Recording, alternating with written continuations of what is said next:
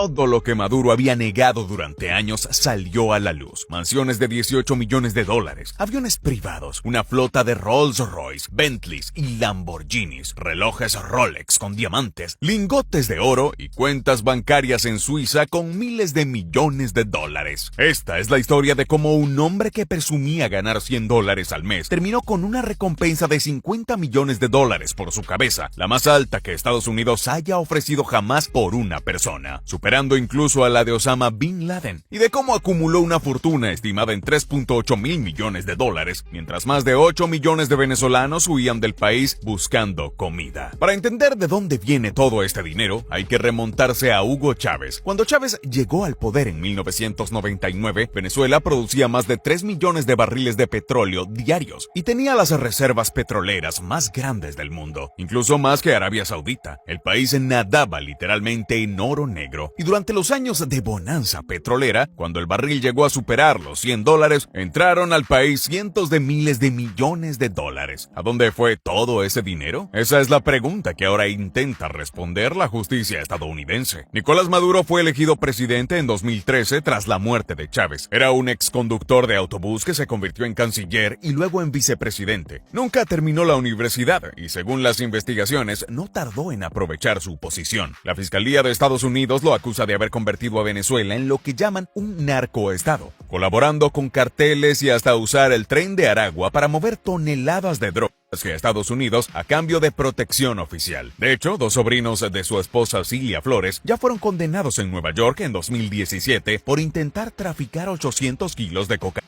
La corrupción literalmente era un negocio familiar. Pero dejemos los cargos legales a un lado por un momento y hablemos de lo que realmente le interesa a todo el mundo. ¿Dónde está la plata? Empecemos por las propiedades. Según la fiscal general de Estados Unidos, Pam Bondi, entre los bienes incautados hay una mansión en Punta Cana, República Dominicana, conocida como Villa La Caracola. Esta propiedad tiene 3,000 metros cuadrados construidos. Eso es del tamaño de medio campo de fútbol, sobre un terreno de más de 6,000 metros cuadrados frente al mar. Tiene 9 dormitorios, cada uno con baño y terraza privada, 10 baños adicionales, comedor formal, cocina gourmet, múltiples terrazas y una piscina de borde infinito con vista al océano. También tiene acceso a campos de golf de clase mundial y helipuerto privado. ¿El valor? $18 millones.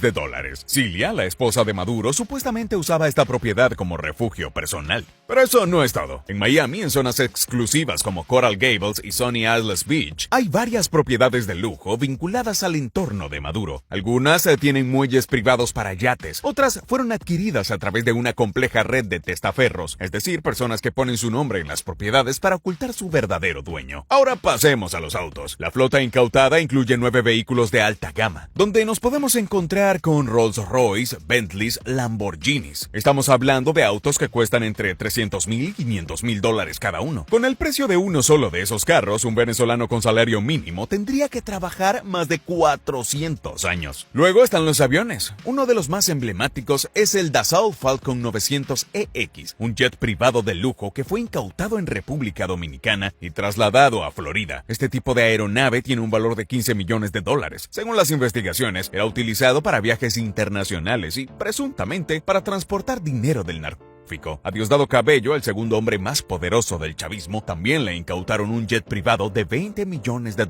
Y ahora viene lo más impactante, las joyas y el efectivo. Según varias fuentes, se incautaron miles de millones de dólares en joyas y dinero en efectivo. Entre los artículos hay relojes Rolex con diamantes y Patek Philippe, marcas cuyas piezas pueden superar los $100,000. Era habitual ver a Maduro en actos públicos luciendo relojes de más de $30,000 mientras hablaba de luchar contra la burguesía. También encontraron lingotes de oro en cajas de seguridad. Pero quizás el dato más escandaloso llegó de Suiza. Tras la captura de Maduro, el gobierno suizo anunció el congelamiento inmediato de todos los activos financieros vinculados al expresidente y a 36 de sus asociados. Según un informe del periódico suizo Le Matin Dimanche, la fiscalía había identificado cuentas bancarias que contenían más de $10,000 millones sospechosos de provenir de fondos públicos robados a Venezuela. $10,000 $12,000 millones. Para ponerlo en perspectiva, eso es más que el PIB anual de países enteros como Honduras o Paraguay. Y mientras esa plata estaba guardada en Suiza, los hospitales venezolanos operaban sin medicinas. Y aquí es donde la historia se vuelve verdaderamente indignante, porque mientras Maduro acumulaba esta fortuna, el pueblo venezolano sufría la peor crisis humanitaria de la historia del continente americano. Un estudio universitario de 2018 reveló que casi 2/3 de la población había perdido un promedio de 11 kilogramos de peso por falta de comida. La gente buscaba en la basura para comer. Los hospitales no tenían ni aspirinas. El Fondo Monetario Internacional proyectó una inflación de 1.000.000% para ese año, y más de 8 millones de venezolanos, casi un cuarto de toda la población, tuvieron que abandonar el país. ¿Y qué hacía Maduro mientras su pueblo pasaba hambre? Cenaba en uno de los restaurantes más caros del mundo. En septiembre de 2018, durante un viaje a Turquía, Maduro y su esposa visitaron el restaurante Nusret en Estambul. Para quienes no lo conozcan, este es el restaurante del famoso chef turco Salt Bey, ese que se hizo viral por la forma elegante en que echa sal a la carne. Las imágenes de esa cena se viralizaron. Maduro fumando puros personalizados con su nombre grabado en la caja, mientras Salt Bey cortaba filetes de cordero frente a él. Esto es solo una vez en la vida, ¿verdad?, dijo Maduro entre risas. Un solo platillo en ese restaurante puede costar $275. Marco Rubio, entonces senador de Florida, reaccionó furioso en Twitter. El tipo al que Salt Bey se enorgullece de presentar no es el presidente de Venezuela, es el dictador con sobrepeso de una nación donde el 30% de la gente come solo una vez al día y los bebés sufren desnutrición. El karma es curioso. Ahora ese mismo Marco Rubio, como secretario de Estado de Donald Trump, supervisó la operación militar que sacó a Maduro de su cama en Caracas y lo llevó esposado a una celda en Brooklyn. El 5 de enero de 2026, Nicolás Maduro compareció ante un tribunal federal en Manhattan, vestido con el uniforme azul de prisión. Ya no había relojes Rolex ni trajes de diseñador. El juez le preguntó cómo se declaraba ante los cargos de narcoterrorismo, conspiración para importar droga y posesión de armas. Maduro respondió: soy inocente, no soy culpable de nada, soy un hombre decente. Cuando lo sacaban de la sala, alguien le gritó: presidente ilegítimo. Él respondió: soy un prisionero de guerra. La fiscalía estadounidense estimó que los bienes incautados hasta ahora suman $700 millones,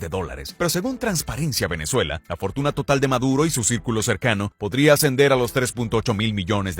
Y eso es solo lo que se ha podido rastrear. Hay activos vinculados a la minería ilegal de oro que probablemente nunca se recuperarán, inversiones escondidas en países que no cooperan con Estados Unidos y redes de testaferros que se extienden por Malasia, Turquía, Malta, Reino Unido, España e Italia. Lo que hace esta historia aún más impactante es la hipocresía. Maduro llegó al poder prometiendo defender a los pobres, continuar la revolución bolivariana de Chávez, luchar contra el imperialismo y la oligarquía, y terminó viviendo exactamente como esas élites que decía combatir, acumulando mansiones y jets privados. La próxima audiencia está programada para el 17 de marzo de 2026. Si es declarado culpable de todos los cargos, Maduro podría enfrentar cadena perpetua en una prisión federal estadounidense, y mientras él espera su juicio en una celda de Brooklyn, millones de venezolanos dispersos por el mundo observan, muchos de ellos trabajando en empleos informales, enviando remesas a familiares que aún sobreviven en un país destruido por la corrupción de quienes prometieron salvarlos. La fortuna oculta de Nicolás Maduro finalmente salió a la luz. Ahora la pregunta es: ¿será suficiente para hacer justicia?